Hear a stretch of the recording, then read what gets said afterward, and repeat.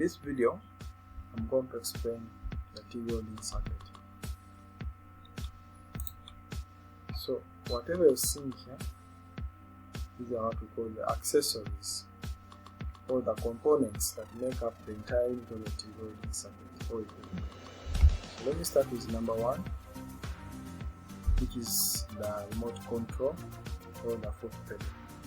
And the main function of this is for current or amperage adjustment or voltage.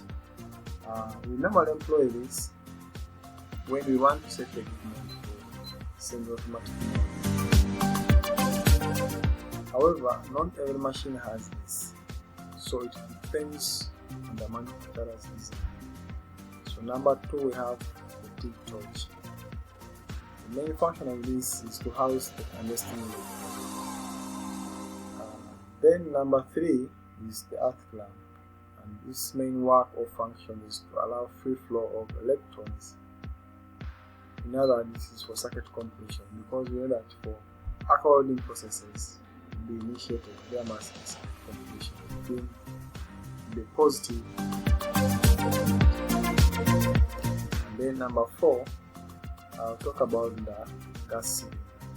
The main function of this accessory is to store the gases that are being used in the welding process. And you know that the gases we employ in TIG welding are purely nat gases, whereby you have one which is argon, two helium, and sometimes we may employ a combination of the two gases in different percentages. And then number five, we have the main valve, which is here. And the main function of this is to allow free flow of the gas from the cylinder via the regulators and then to the unit where it is being.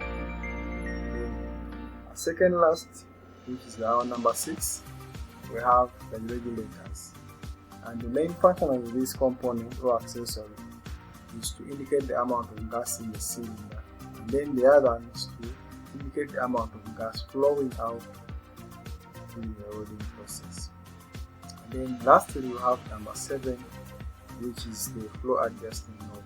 So this one helps us to adjust the gas which is being released during the welding process. However, in most cases we adjust the gas using this, that is at the inception of the process. So down here there is a table which summarizes my explanation for the above circuit. So here we have the parts and then the function. So whatever I've been explained in the above circuit is basically here, and it is just being summarized in the table. So I wish you well, stay blessed.